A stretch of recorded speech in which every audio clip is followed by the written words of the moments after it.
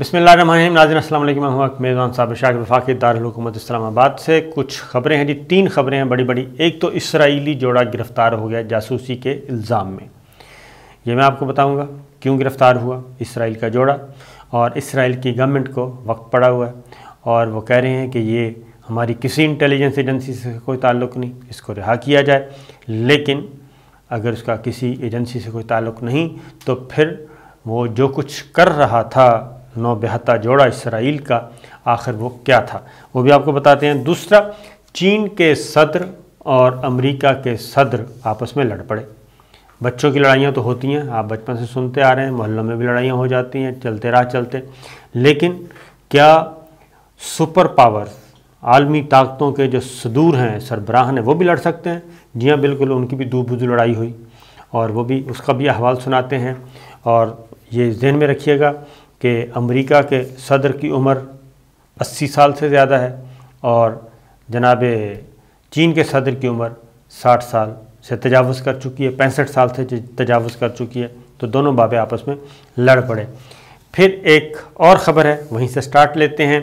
और ख़बर है कि चीन ने भारत को ख़बरदार किया है। चीन ने भारत को ख़बरदार किया है, वार्निंग दी है सरकारी तौर पे कि वो अपनी हरकतों से बाज आ जाए और चीन कार्ड खेलना बंद कर दे, चीन के ख़िलाफ़ प्रोपेगेंडा बंद कर दे और अपनी मज़मूम साजिशों के ज़रिए अगर वो बाज ना आया तो फिर इसका मुंह तोड़ जवाब दिया जाएगा भारत को सरहद पे जाके, और जहाँ पे चीन की अफवाज तैयार खड़ी हैं।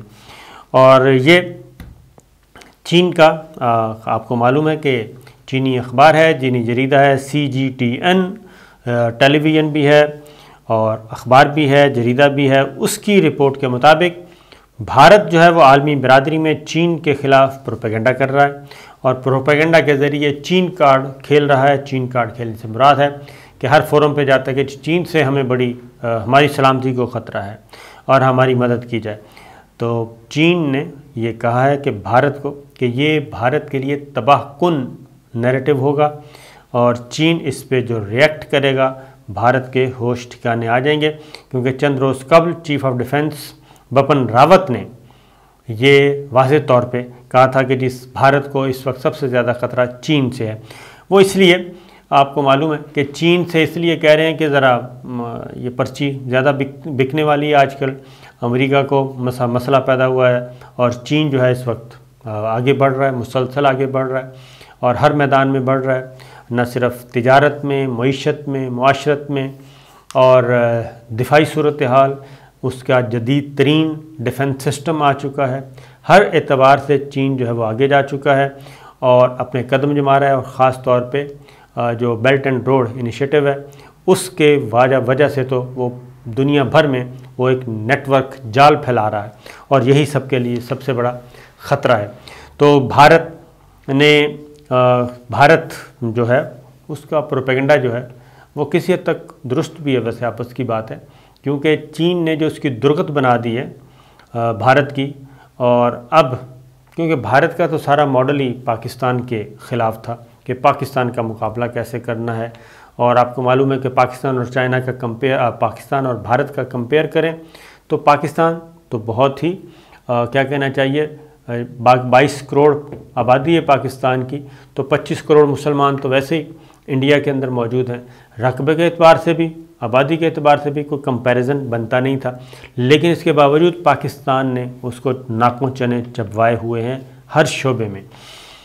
इसलिए अब वो जब चाइना ने उसकी दुर्गत बनाई तो उसके बाद तो इंडिया को अपना जो है वो क्या कहना चाहिए, अपनी इंटीग्रिटी को बरकरार रखना भी उसके लिए बड़ा मसला बना हुआ है और जिस तरीके से आगे जा रहा है। बहरहाल ये एक सियासत है और ताकत की लड़ाई है। ताकत कभी किसी के पास होती है और कभी किसी के पास। तो चीनी जरीदे ग्लोबल टाइम्स ने ये कहा है कि उल्टा उन्होंने कहा जी कि इंडिया जो है वो अपने ख़तरनाक तरीन हथियार लगा रहा है और भारत के साथ सरहदों पे अपनी फ़ौज लगा रहा है। और लेकिन एक बात उसने कहा है कि भारत जो है उसको भारी नुकसान का सामना करना पड़ेगा और भारत चीन के ताकत को लेकर किसी मुगालते का شکار ہو جائے گا۔ یعنی آپ سمجھ جائیں کہ مغالطے کا شکار مین کہ وہ بہت انڈر ایسٹیمیٹ کر رہا ہے انڈیا چائنا کو، لہٰذا ذرا ہوش کے ناخن لے اور سوچ سمجھ کے اقدامات اور پروپیگنڈا کرے، کیونکہ چائنا کے پاس اس سے زیادہ بڑا ہے۔ اب آتے ہیں جی اگلی خبر، امریکہ اور چین کے جو صدور ہیں ان کی ملاقات ہوئی کافی عرصے کے بعد۔ ورچوئل ملاقات تھی، یہ ورچوئل میٹنگ تھی اور باقاعدہ طے شدہ صورتحال تھی، اور امکان یہ تھا کہ دو صدور آپس میں بات کر رہے ہیں تو جو اہم مسائل ہیں عالمی اور علاقائی اس پہ ذرا صورتحال بہتری کی کوئی ملے گی، اچھی خبر آئے گی۔ لیکن جو چین کے صدر ہیں، صدر شی جو ہیں، یہ ذہن میں رکھیے گا کہ یہ ماؤ زے تونگ کے بعد مضبوط ترین صدر بن چکے ہیں اور مضبوط ترین رہنما بن چکے ہیں چین کے، اور اس کی وجہ یہ ہے کہ چینی کمیونسٹ پارٹی کی 100 سالہ تاریخ میں وہ کہتے ہیں کہ یہ اپنی نوعیت کی تیسری قرارداد تھی جس سے صدر شی کا رتبہ ماؤ زے تونگ اور ڈینگ زیاؤ پنگ کے برابر ہو گیا ہے، اور اقتدار پر ان کی گرفت ہمیشہ کے لیے مضبوط ہو گئی ہے، اور ان کا جو اقتدار جاری رکھنے میں رکاوٹیں تھیں کوئی قانونی طور پہ یا وہ سب کی سب ہو گئی ہیں دور، اور اب جو چین کے صدر شی ہیں وہ جناب اپنے اقتدار کو دوام دیں گے اور پہلے سے زیادہ مضبوط ہو کے آئے ہیں اور اقدامات بھی اسی طرح سے کریں گے۔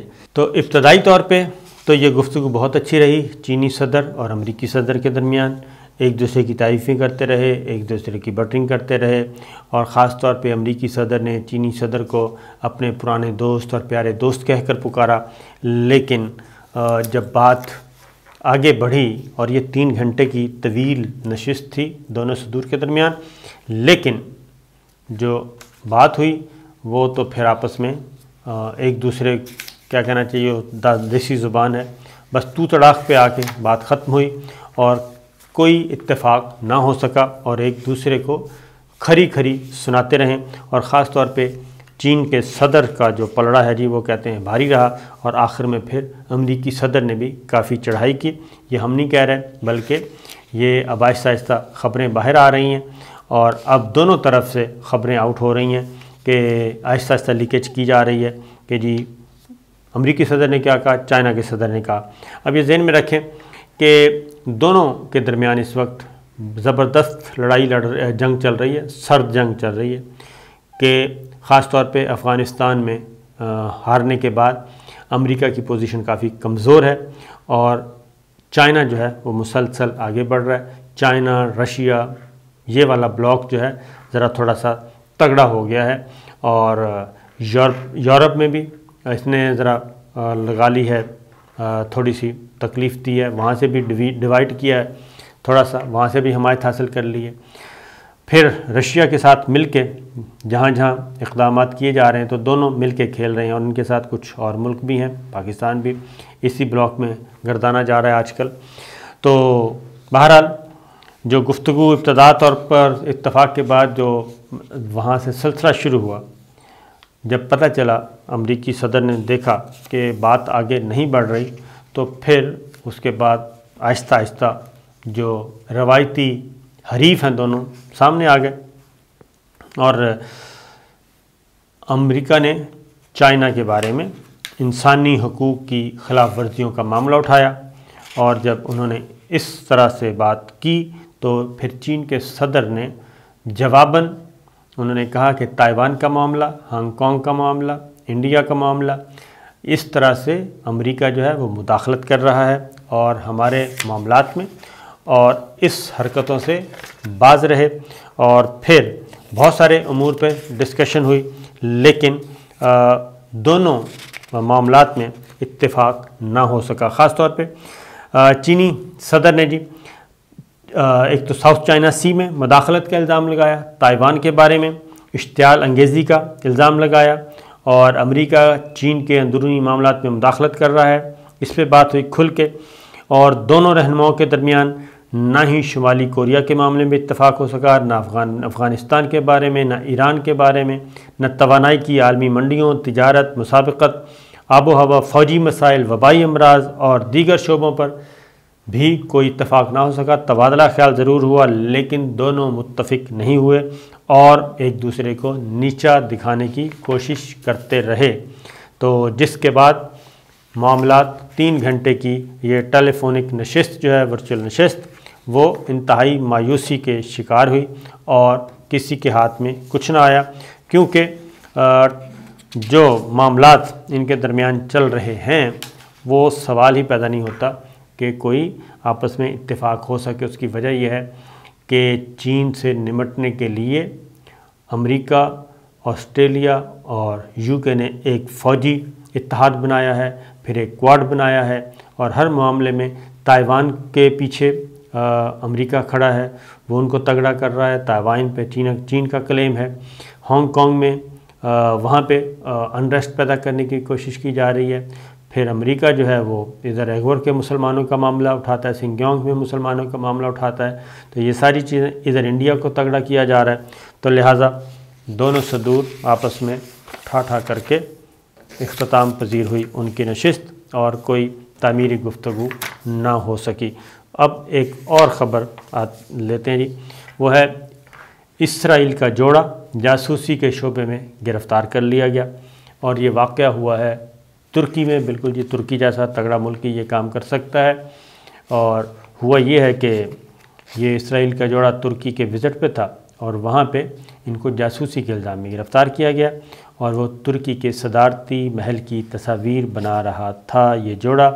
اور نٹالی اور موردی جو ہیں یہ 2 تھے جی، ایک لڑکا اور ایک لڑکی، اور یہ دونوں گئے ہوئے تھے، دونوں بس ڈرائیور ہیں، اور گزشتہ ہفتے استنبول میں واقع کملیکا ٹاور کے ریستوران میں موجود عملے نے ان کے بارے میں حکام کو مطلع کیا، جس کے بعد انہیں حراست میں لے لیا گیا۔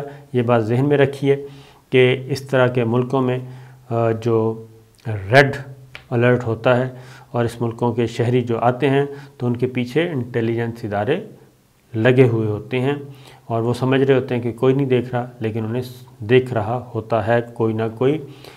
جیسے پاکستان میں کوئی بھی انڈین آئے گا تو ان کو چیک کیا جائے گا، اسی طریقے سے اب تو سب کو ہی چیک کیا جاتا ہے، اور جتنے بھی موسٹلی جو ہیں ممالک جن کو سمجھا جاتا ہے ان کو چیک کیا جاتا ہے، اور ان کے پیچھے انٹیلیجنس ادارے ہوتے ہیں، خواہ کسی بھی شکل میں ہوں۔ ڈیمن ریورس کا معاملہ بھی آپ کو معلوم ہے تو ہوا تھا، اور اس میں بھی اس نے یہی سمجھ کے جو ایک واردات کی تھی، اور بعد میں پھر ساری باتیں سامنے آئیں۔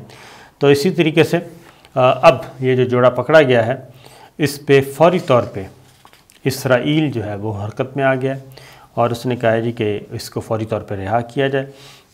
اگر یہ عام شہری ہوتے تو یقیناً اسرائیل کی حکومت اس حد تک نہ اگریسو ہوتی، لیکن لگتا یہی ہے کہ کچھ دال میں کالا ہے، اور جوڑے کے اسرائیلی وکیل جو ہیں وہ بھی اب شروع ہو گئے ہیں، انہوں نے بھی اس کو ٹیک اپ کیا ہے، اور وہ الزامات کو بے بنیاد قرار دے رہے ہیں، اور یہ کہہ رہے ہیں کہ جی ان کا اسرائیلی ایجنسی سے کوئی تعلق نہیں، حالانکہ ایسی کوئی بات ہوئی نہیں تھی۔ تصاویر آخر کیوں بنا رہا تھا، یہ ہے ایک سوچنے والی بات۔ اور اسی طریقے سے سن 2000 میں بھی غزہ پر اسرائیلی پابندیوں کو توڑنے کے لیے جانے والی ترکش کشتی پر اسرائیل کی جانب سے حملہ کیے جانے کے بعد دونوں ممالک کے تعلقات سرد مہری کا شکار ہیں، اور ابھی تک چل رہے ہیں۔ 11 سال ہو گئے ہیں، تو ایک دوسرے پہ سنگین الزامات بھی ہیں اور ایک دوسرے پہ چلتا رہتا ہے۔ تو صدر اسرائیل کے وزیر اعظم بھی میدان میں آ گئے ہیں، اور وزیر خارجہ بھی آ گئے ہیں، اور وہ بھی یہ کہہ رہے ہیں کہ اسرائیلی حکام مسلسل کام کر رہے ہیں اس معاملے پہ تاکہ دونوں کو رہائی دلوائی جا سکے۔ ترکی میڈیا کے مطابق جی ترک حکام نے کم از کم 15 افراد کو اسرائیلی جاسوس ایجنسی کے لیے کام کرنے کے شبہ میں گرفتار کیا ہے۔